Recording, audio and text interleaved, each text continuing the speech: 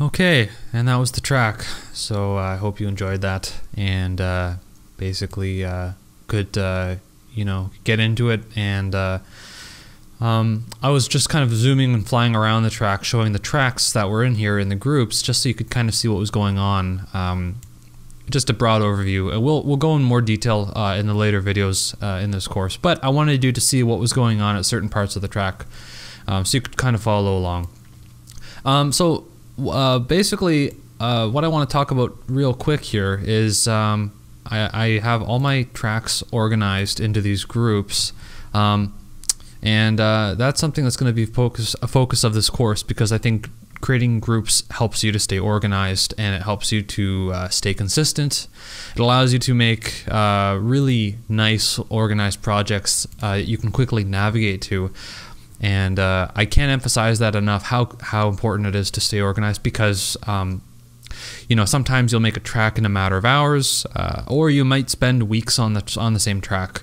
And so what happens is when you're jumping in and out of these projects and you come back into one, you're not going to maybe know where you were and not realize how things were left the last time you had opened the project. So I think staying organized and practicing good cleanliness habits in terms of like having your DAW organized and projects organized really helps you to get back into that headspace that you were in once you reopen up a project that might be a bit old. So at least for me, that really works. It's a good habit to form. I highly recommend it. So I have my groups here real quick. We have the kick bus, which is basically where my kick and my bass are getting summed. So this is recording the bass. Here it gets sent to this track called bass record. And then I have my sidechain channel, which I'll talk about a little bit more, and that's basically just sending MIDI. I have an instance of the Sonic Academy kick plugin, and what that's doing is that's just playing quarter notes, very short quarter notes, 4/4 rhythm, and I use that basically to orchestrate and send clock to all my sidechain compressors so that everything sounds nice and tight and beautiful. But basically, I have all my groups here, so when I close everything down, it makes the project look really nice and organized. And each of my buses then has bus processing on it. You might often hear that, and that's what that is. So it's just a little bit of extra processing I can put to maybe beef up my bass group a little bit more, do some final EQing and limiting, a little more sidechain compression just to tighten it up. And that goes for all my groups. So everything has a little bit of processing on it, just a little bit, because I'm a firm believer of having multiple plugins do a little bit of work versus having one plugin do all the heavy lifting. Generally speaking, in my experience, that never works out as well as using multiple plugins and staging them. So that's also why when you have multiple plugins, the staging is super important, and that kind of ties into the whole aspect of gain staging that I mentioned in the intro video. So that's going to be a big part of these videos, and I hope that's something that you can take away and apply to your own projects, of course. So that's basically it in a nutshell. These are the groups. It's pretty simple. There's no vocal, so I would also have a vocal group if I was doing that as well. And of course, most important, I have my master bus here, and you can see the plugins that I have here. Nothing really fancy. I'm using mostly the stock Ableton plugins. I have a utility here, and that's basically just downing the gain. You're gonna hear that about this project quite a bit in terms of turning down the volume, because it's so easy to make things louder. And with dance music, it's always the part of the mixing and mastering process to make things sound louder. But what you have to understand is, your headroom in the project is super crucial to getting a really clean sound. And what I mean by headroom is, for those who don't know, it's just the amount of space you have between the loudest part of your track and the ceiling, which is the limit to how loud the audio can actually go. So in digital, this is 0 dB. So everything below 0 dB you can use. And so if you have a track, say, that peaks at -2 dB, then the total gap between -2 dB and 0 is obviously 2 decibels. So you'd have 2 dB or 2 decibels of headroom. So that's basically what your headroom would be. So I try and always create headroom and space in my projects as much as possible. It's just good. It's good mixing practice, and it will save you on many occasions. It saved my bacon many times because I was able to clean up a project simply just by going through and turning down volumes of certain things. So on the mix bus, I call mix bus master bus, and because I'm not mastering the track, I will use those terms probably interchangeably. So if I say mix bus, I'm also referring to the master bus. If I say master bus, it's also the mix bus. But the master channel here has just some simple plugins that I apply, and I will never have all of this on during my production process and mixdown. Only in the final stages of mixdown, once I know that the track is fully realized, it's arranged, and it sounds good already. So I try and make the track sound as best as I possibly can before I throw anything on the master bus. The reason why is because I want the track to sound as best as possible without any band-aid solutions. And what I mean by that is I shouldn't have to rely on anything on the master bus that's gonna inform my decision making in the track. Because then if I perhaps have a compressor or a limiter on the master bus, it could be coloring the track in a way that is clouding my judgment, and I might not be able to hear mistakes in the mixing that could prevent me from perhaps making a better decision. And so what happens is if you leave too many processing plugins on the master bus and then you send it out for mastering and you disengage some of them, as can happen to anyone, then it doesn't sound the same. And so a quick rule of thumb for that would be if you happen to do any kind of processing on the mix bus, master bus, same thing, on the master channel, it's important to leave those on. So when you send it out to mastering, don't touch it. But I strongly recommend only to do very, very light amounts of compression and EQing. Don't do any kind of saturation, clipping, limiting, squashing, because that's going to remove the dynamics, and we want dynamics because they are our friend. And we, although make dance music, and it may arguably not be the most dynamic music in the world, we can still take advantage of the fact that we can create dynamic range, which makes our tracks sound more musical and more punchy. And it'll also make the job for the mastering engineer a lot easier. So if you were to send the track to me for mastering, I would then tell you make sure there's enough headroom because I'm going to need it for my mastering processing. And that's about it. Oh, one other thing I wanted to point out was you probably saw the track markers here and wondered what those were for. And again, I do this just for organizing because I'm a very big neat freak. It's really simple. I just have my track start point here, and what that does is it allows me to always jump to this point. It also makes it really easy to save my project. And then what I'll do is as I'm working through the project, I'll throw in markers so I know where certain things happen. So I'll add a locator here for, say, the first drop, or I'll add a locator here for the first build in the track, in the first 60 seconds. So, I'll remember I have to focus on this area. It's important. So these little markers are really actually helpful. At least for me, they're really helpful because they allow me to focus on parts of the track. And then as I'm going through the project, if I'm really zoomed in on, say, a clip here, and I can't really see, where the kick drum is, if I have a marker here on, say, bar 113 where the kick really kicks in, no pun intended, but where the track starts with the kick dropping, then I already know where the kick's going to be, and I don't have to look at my kick channel or my kick bus to know that. I can just say, okay, marker 2 is where the kick starts, and so no matter what tracks I'm on, if I'm at the bottom of the project looking at my effects, then I still know this is where the kick begins. And I may not always name them, but you can do that. So I could just say, okay, marker number 2, I'm going to put kick begins. And that's a really good mental practice to familiarize yourself with your project so that you really fly around your project, and it saves you from having to think on things that might take up your creative capacities, which I think is super important. And everything I'm going to teach you and show you in this course is to help you focus your creativity, be able to work a little more efficiently, work faster, spend less time on the technical details, and be able to focus more creatively on your project, and so on and so forth. I think that's pretty much it. We have all our groups here, and sorry, before I forget, I'll show you the rest of the plugins on the master bus. So in case you were wondering what else I had on here, I have EQs after the compressor. The compressor is doing very light compression just to balance out some of the peaks. I have an EQ here, which is just adding on the low end, just to balance out the track, beef it up a little bit. And I only did that after I'd mixed down the track. And this EQ here is basically just doing some mid-side processing, and that's cleaning up the low end. So what that does is I have it set to side mode. Let me unclick that.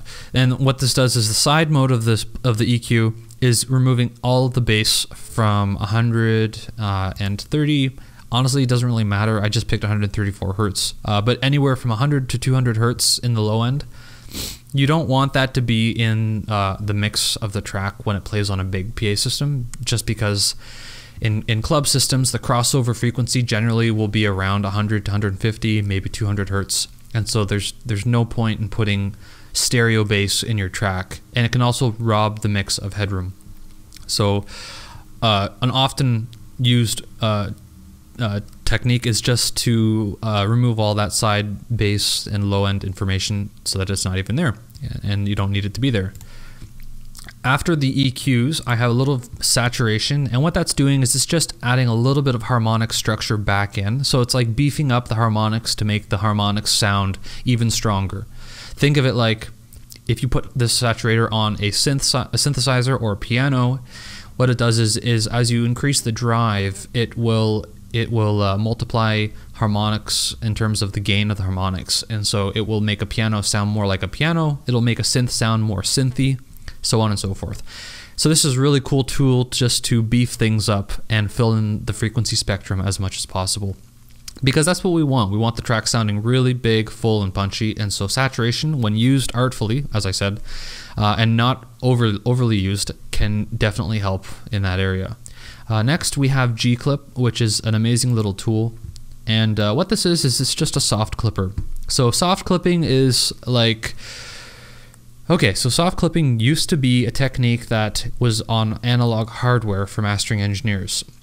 So when the mastering engineer would take your track and he would run it through his analog chain of compressors and EQs, he would have to re-record that audio back into his computer, and he would use converters to do that. And so the audio converters automatically had built-in overprotection so that all the audio never went over 0 digital. It was a safety mechanism to protect the converters so they didn't burn out. Throughout the times, basically, more companies developed technologies to prevent any sort of over clipping or clipping in general, so all the signal would not go over 0. And eventually they coined the term soft clipping, which basically ensures that no signal, no matter how strong, will exceed 0 once it goes through the clipper or the over level protection, whatever you want to call it. There's all kinds of trade names for it, but basically it's just ensuring that there's no audio that goes over 0 ever. And what that did is it ensured that the audio going back into the DAW being recorded after it went through all that analog processing was didn't exceed 0. The cool thing about that was they noticed that if they drove the signal in a little stronger than 0, like as you can see here, my gain is at 2.5 dB. What happened is there is a phenomenon where the clipper would soften all the peaks at the top. It would shave a little bit off the top of all the peaks of the audio incoming to the DAW, and they noticed that it added a little bit of harmonic distortion. Call it saturation if you will, and it actually sounded really good. And what they then realized was they could get it a little bit louder by doing this without actually damaging or making the program material going in sound less or sound worse. It actually sounded a little more punchy, and they got a little bit louder. And as you know, this is all part of the loudness war, and unfortunately, it does remove dynamics, but we're in the business to try and make things sound good and punchy. So unfortunately, this is the kind of game you want to win at. So any kind of tool you can use to help increase the overall perceived dynamics, even though it does remove some of the dynamics by increasing the punch, I think it's fair game, provided that it sounds good. because this is the rule over all rules, is that if it sounds good, then it's good. And don't let anyone tell you otherwise. So GClip's a really great plugin. It's free. I mentioned that. I highly recommend you get it. And I'll show you how it works really quickly here. So I have it set as the input gain. This is input gain at 2.5 dB. And the clip basically is visualized on these meters on the right. So as I reduce this, this is reducing the threshold at which it will not let audio pass over. So basically all the audio will only go within this designated range here. Everything above this line gets clipped. So if I increase it to 100%, then 100% of the incoming volume or gain is contained. And as I reduce this, it's now at 88%. That means only 88% of the audio volume coming in will be allowed to pass through. So it's almost like squeezing toothpaste out of a toothpaste container. It's like it squeezes it through a smaller opening and it forces it to come out smaller. And in terms of audio, this can actually sound quite nice. But again, we don't want to do this too much. We want to just do it very, very so slightly so that we get just the benefits without any of the problems often associated with this. The softness is, again, it determines how sharp those peaks are that are extruded through the clipper. So if I left this at 0, what that does is all these peaks coming out would have very, very sharp transients. And sometimes on given program material, it can sound very good on, say, really percussive stuff. But sometimes on really aggressive stuff like rock or some electronica, it actually sounds better to soften it. And the nice thing with this plugin is they really visualize it perfectly. It's exactly like this. So the softness ensures that the peaks are kind of rounded off and not so sharp and digital. And what that does is it kind of mimics analog, the analog clippers that were on converters and that are still used on mastering converters today.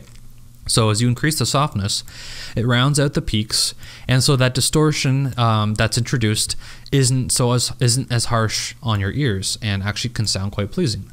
And there are varying schools of thought on this. Some people will tell you not to clip the mix.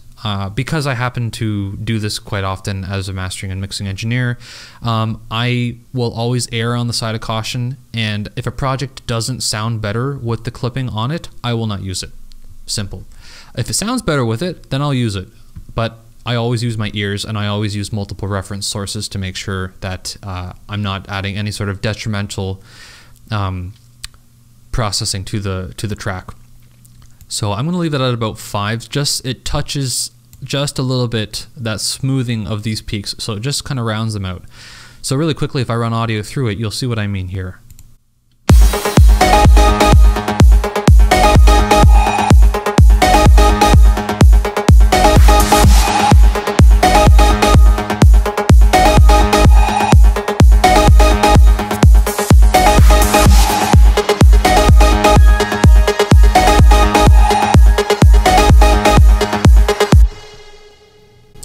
So that's basically it. So as you can see, it sort of removes all these little peaks. It just cuts the tops off. And as long as you are taking off the tops of peaks and it does it very, very quickly, and it's only doing it for, say, a few samples, you actually don't hear that. So it's it's almost an inaudible distortion, but it's there. So again, I can't emphasize enough that do this conservatively. Again, I have a little bit of another controversial plugin called Sausage Fattener. Some people love it, some people don't. I, again, use it sometimes. In this case, I have it very, very, very conservatively at 3%. So what that does is it's only engaging this at 3% of its total processing. And what that does is it's just adding a little bit of compression, it's adding a little bit of squashing, but ever so slightly. The good thing is that I was very mindful of my headroom going into the Sausage Fattener. And so the trick with using Sausage Fattener is make sure you have enough dynamic range going into it, because what it does is it essentially turns your audio into a nice sausage. And if you have a sausage going in, it basically will just distort it and it doesn't sound good at all. So again, I only use this sometimes if it sounds good, and in this case it sounded actually quite nice. And so that's basically it. That's the master bus. We have our mix groups, and it's pretty self-explanatory. And in the next video, we will talk about the track outline in terms of all the files that will be provided with this, along with the plugins needed that I didn't already show here.